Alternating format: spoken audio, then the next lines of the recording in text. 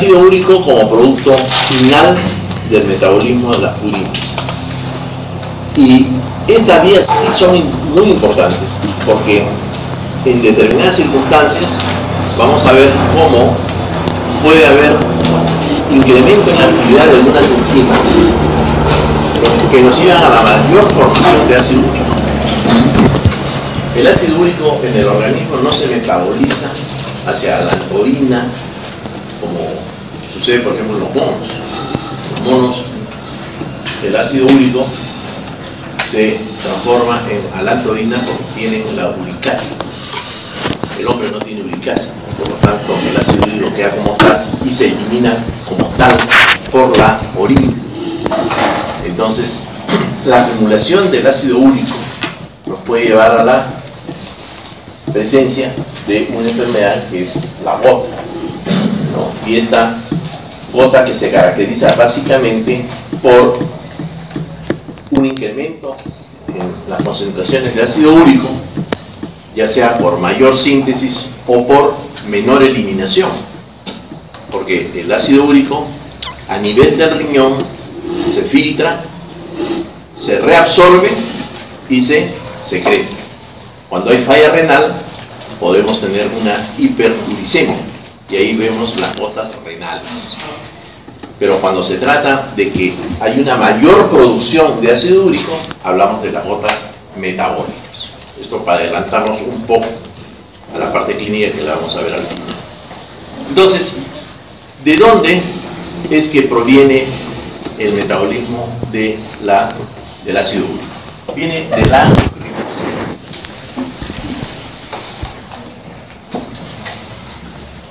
La ribosa malaglutamina va a formar la fosforibosilamina.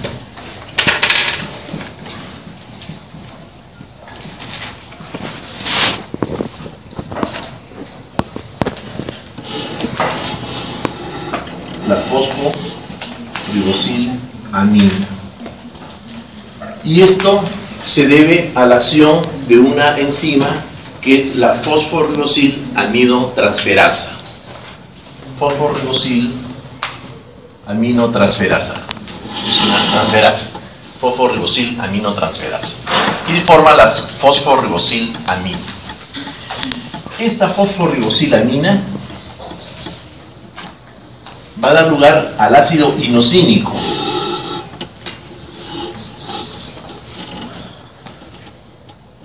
O IMP.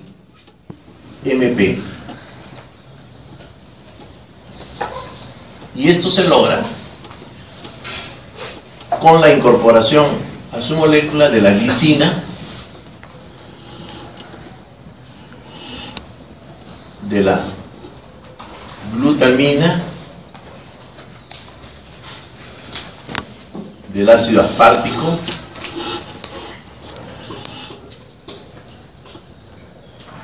del formiato, CO2 y ATP, para formar el ácido inosínico o IMP.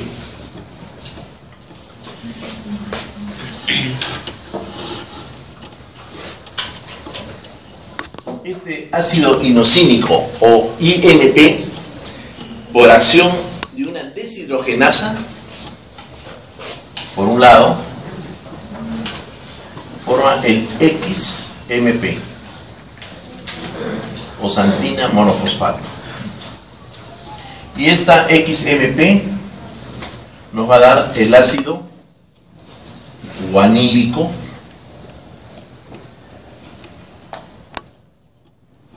o GMP, ácido guanílico o GMP.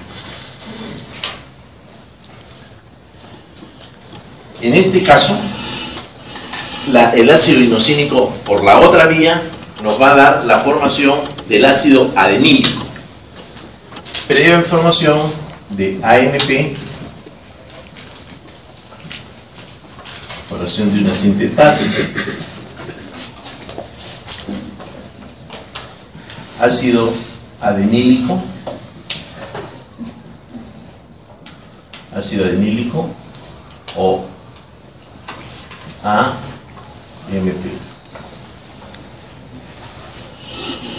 Ácido adenílico y ácido guanílico son los que tienen lugar de forma inmediata a partir del ácido inosímico. Eso es por un lado.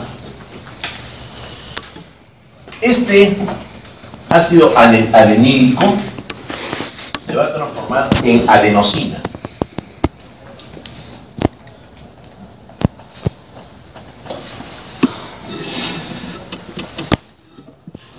Y esta adenosina en adenina.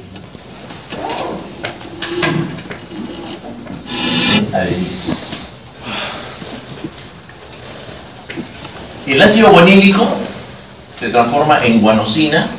Yo no voy a ir hablando de las enzimas porque en guanosina.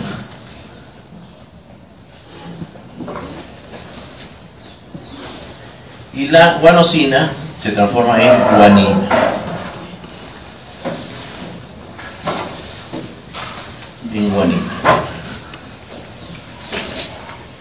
El ácido inosínico se transforma en hiposantina.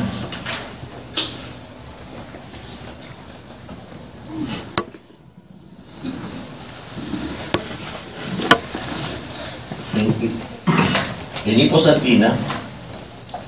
Esta hiposantina, por acción de la santina oxidasa, ahí sí, acá esta enzima sí tiene importancia, la santina oxidasa, que nos va a dar la santina,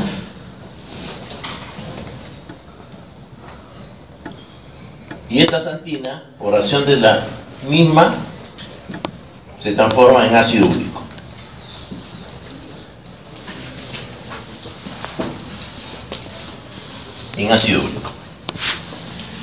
Esta adenosina puede también dar lugar a la formación de hiposantina. Y esta guanina puede dar lugar también a la formación de santina. El producto final viene a ser el ácido úrico. Pero hay mecanismos de regulación. Regulación por feedback. Uno de ellos es el que ejerce el ácido guanílico sobre la fosforibosil aminotransferasa. Hay un mecanismo de feedback negativo. Cuanto más ácido guanílico se forme, se inhibe esta enzima para que se forme menos fosforibosilamina y, como consecuencia, menos ácido úrico. Lo mismo sucede con el ácido adenílico. También acá hay un mecanismo de feedback negativo. Cuanto más ácido adenílico se esté formando, van a ejercer una acción sobre la fosforibosil-aminotransferasa para que se forme menos ácido inosínico y al final menor cantidad de ácido úrico. Pero también hay un mecanismo de feedback sobre esta deshidrogenasa y sobre esta sintetasa.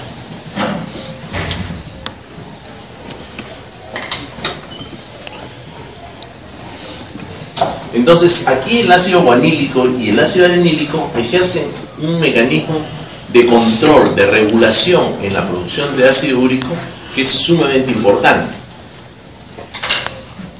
Se supone que en las gotas metabólicas una menor capacidad en el mecanismo de feedback negativo que puedan ejercer ácido guanílico o ácido adenílico sobre la fosforibosil-aminotransferasa o sobre esta deshidrogenasa o esta sintetasa podría ser la causa de que se forme mayor cantidad de ácido úrico. Un desajuste en el control de regulación en la síntesis del ácido inosímico, vendría a ser la consecuencia, o podría traer como consecuencia una mayor formación de ácido úrico. La otra posibilidad es de que haya una mayor actividad de la santina oxidasa. una mayor actividad de la santinosíasa y que se forme mayor cantidad de ácido úrico. O sea, por una deficiencia en el mecanismo de regulación de estas enzimas o por un aumento en la actividad de la santinosíasa, el hecho es que por cualquiera de estos mecanismos puede traer como consecuencia un incremento en la producción de ácido úrico. Un incremento en la producción de ácido úrico. Lo que se produce de ácido úrico diariamente es alrededor de los 750 miligramos. Y lo que se elimina por vía urinaria es de 426 más menos 81 miligramos. Ese es el metabolismo, es muy estrecho. Las cantidades son muy estrechas. Entonces, basta que haya un desequilibrio en estos mecanismos de regulación o de producción para que pueda aumentar el ácido úrico. Y eso es lo que constituye la gota metabólica. La gota metabólica. Para diferenciarla de la gota renal, donde no hay ningún trastorno desde el punto de vista de la vía metabólica, pero lo que hay es un trastorno a nivel de riñón que impide que el ácido úrico se elimine, como vamos a ver luego. Acá vale la pena hablarles de un trastorno que es el síndrome de Lesch-Nyhan. Si nosotros tenemos el IMP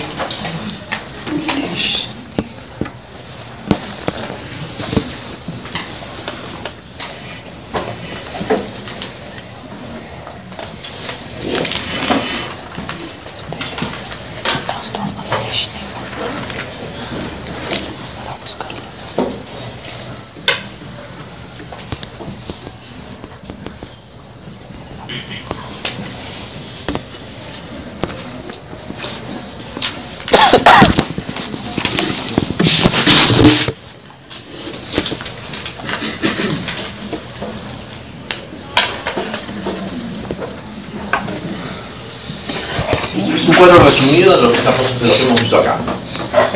Hay un proceso de recuperación, se llama de recuperación de novo de las purinas.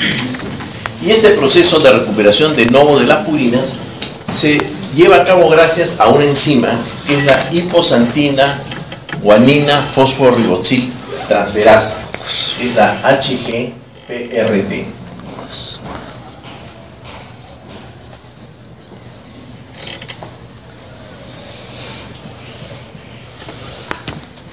De la cual la hiposantina y la guanina se convierten nuevamente en GMP y en IMP.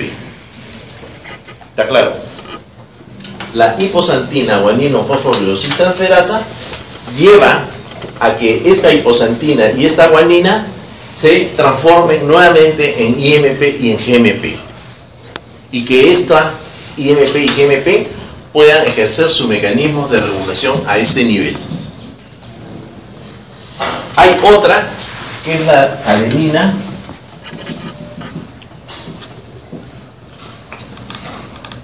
fosforiboxil transferasa, que también ejerce una acción sobre la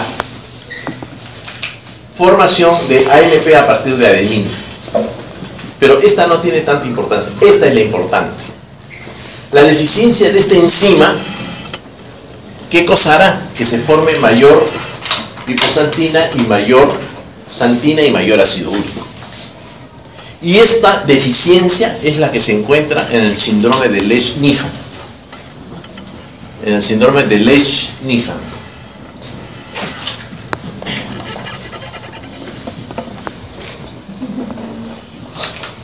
Hablaremos rápidamente del síndrome de Lesch-Nyhan. En el síndrome de Lesch-Nyhan lo que vemos es retardo mental, una hiperuricemia muy importante y la formación de tofos, que así se denomina cuando el ácido úrico se acumula, ¿no?, en el celular subcutáneo y pegado a los huesos, que van a originar la automutilación.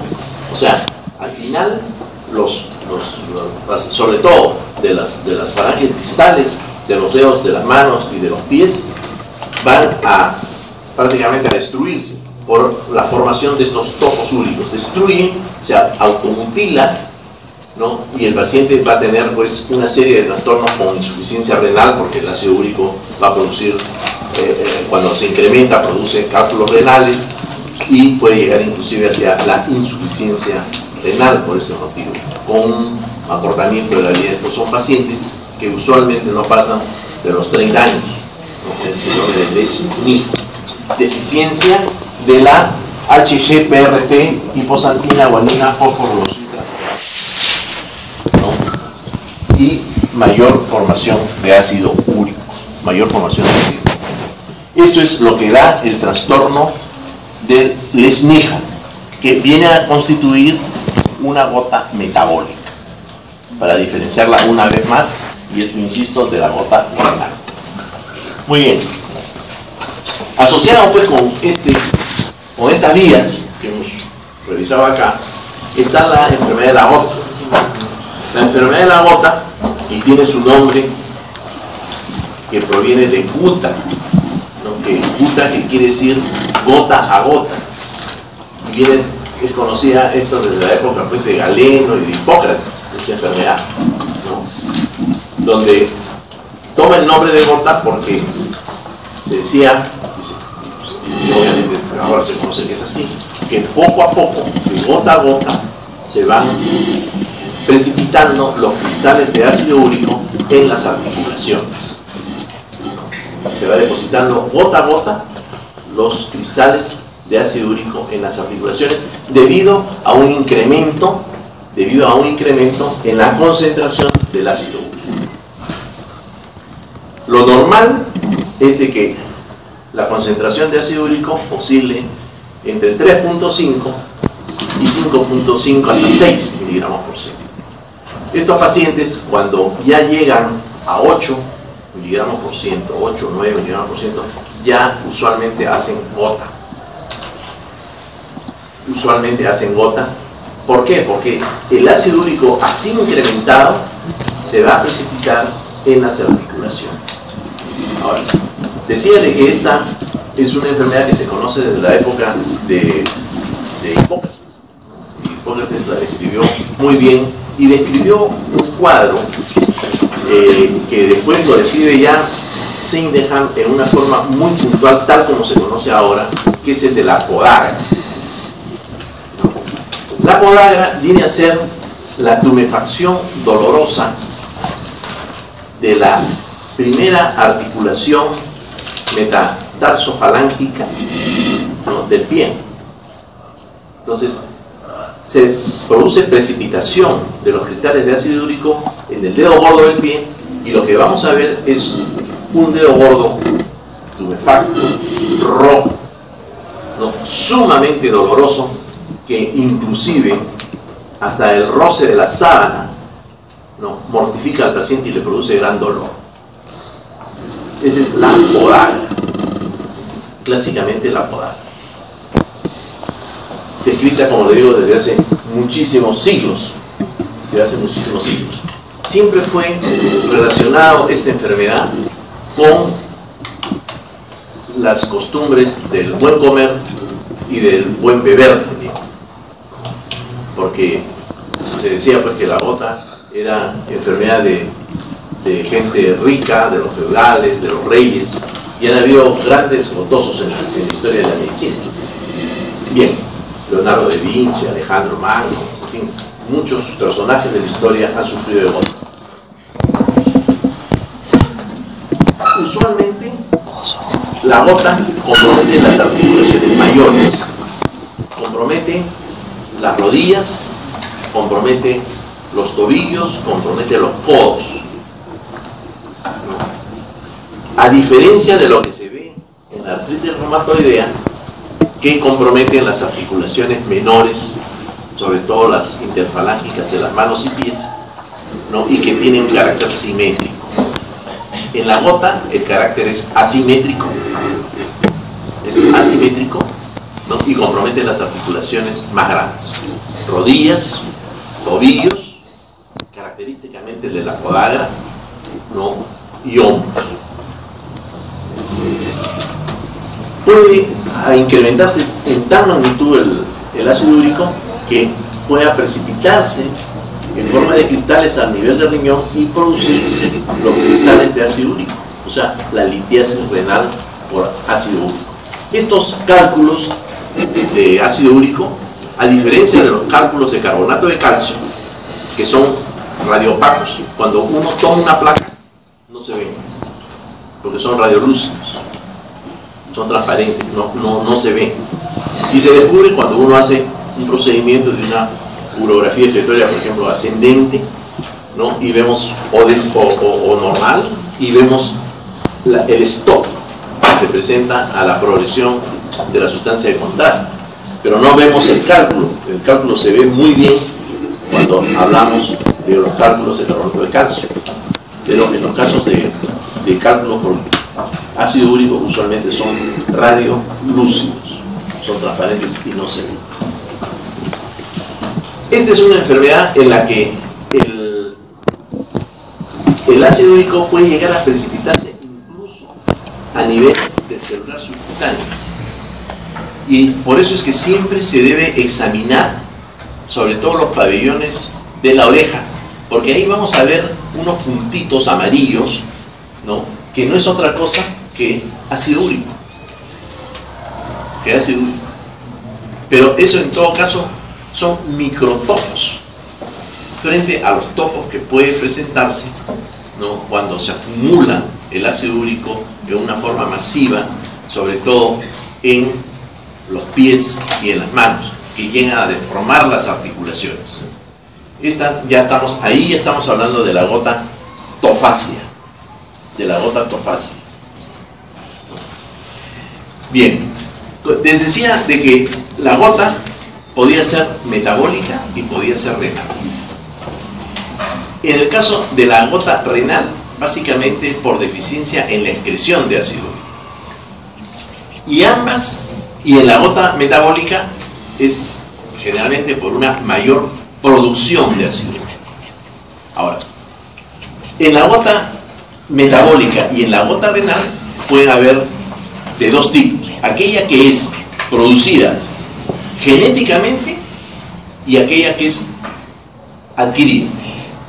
En la gota metabólica, en la cual vuelvo a repetir, hay un aumento en la síntesis de ácido úrico.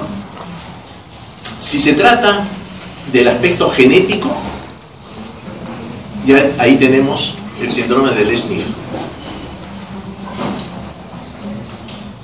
Pero también hay otros trastornos por deficiencias enzimáticas que nos pueden dar un trastorno de la regulación o un aumento en la producción de ácido úrico, que son de orden genético. Por eso es muy frecuente encontrar en un paciente con gota, ¿no?, hasta el 40% de antecedentes en familiares que sufran de gota. Un 40% de los pacientes gotosos tienen antecedentes familiares de gota. Y no es nada poca esta incidencia. Entonces, esa es la gota genética. Pero también puede haber un aumento en la producción de ácido úrico en forma adquirida. ¿Cuándo puede haber un aumento en la producción de ácido úrico en forma adquirida? Cuando hay un recambio tisular excesivo. ¿Y cuándo vemos esto? Esto lo vemos en los pacientes que son sometidos a quimioterapia, en los pacientes portadores de leucemia, en los pacientes portadores de mieloma múltiple y en los pacientes portadores de policitemia vera. Policitemia vera, mieloma múltiple, leucemias, y en los pacientes que son tratados con quimioterapia, el recambio celular puede estar muy incrementado y el ácido úrico puede también subir. Entonces allí estamos hablando de un trastorno metabólico adquirido. O sea, gota metabólica igual genética igual adquirida. Y en la gota renal también vemos exactamente la misma situación. En la gota renal vemos la gota renal de orden genético, como es, por ejemplo, la acidosis láctica, la acidosis tubular renal, que es también genética, en los cuales hay menor eliminación de ácido úrico. El ácido úrico se filtra, se reabsorbe y no se puede excretar, ¿no? Entonces ahí tenemos una causa genética. Y la causa adquirida está básicamente dada cuando el paciente, por X razones llega a una insuficiencia renal crónica. El paciente con insuficiencia renal crónica sube su concentración de ácido úrico y puede desarrollar una gota.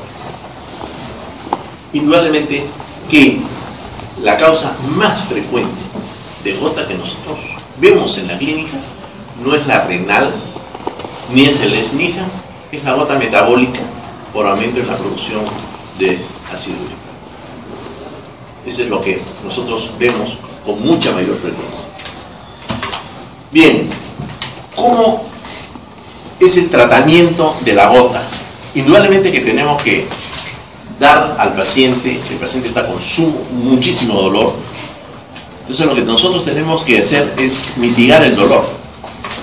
Y esto se hace con los antiinflamatorios no esteroideos. La indometacina es quizás una de las drogas más importantes, pero sobre todo la colchicina. La colchicina es esto pues se utiliza desde hace decenas de años y se utiliza hasta ahora como el medicamento de elección para el tratamiento del dolor por gota, la colchicina. Hay que manejarla con cuidado porque muchas veces también produce diarreas. Pero ese es el tratamiento sintomático. Pero el tratamiento de fondo se estriba acá, en bloquear la acción de la xantino oxidasa. Y por eso es importante conocer las vías, porque si no se conoce la vía, yo voy a utilizar determinado medicamento y no sé ni cómo actúa. Entonces, el medicamento que bloquea la acción de la xantino oxidasa es el alopurinol.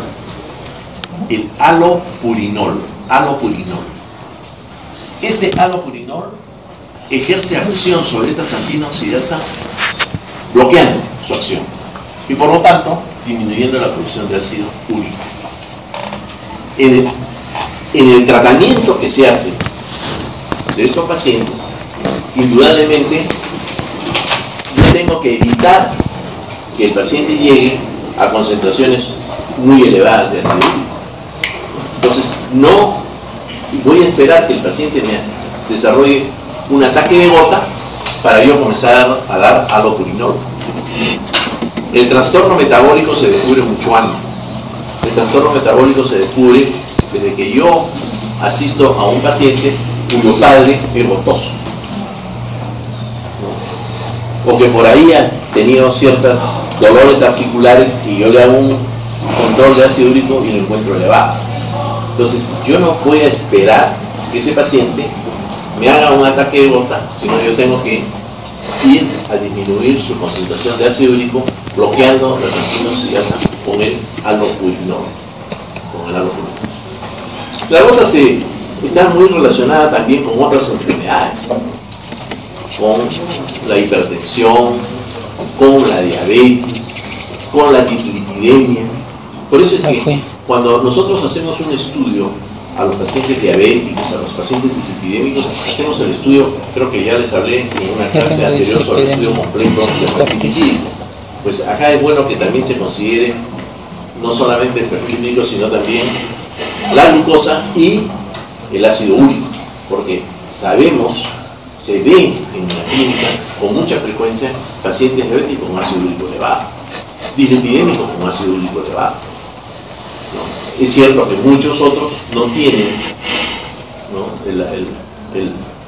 el ácido úrico elevado, pero sí un porcentaje importante lo tiene. Por eso que no se nos debe escapar cuando a un paciente asistimos a un paciente diabético, por ejemplo, hipertenso, dislipidémico, obeso, y no le hacemos un ácido úrico porque no tiene dolores articulares. Debemos siempre hacer un estudio del ácido. Muy bien.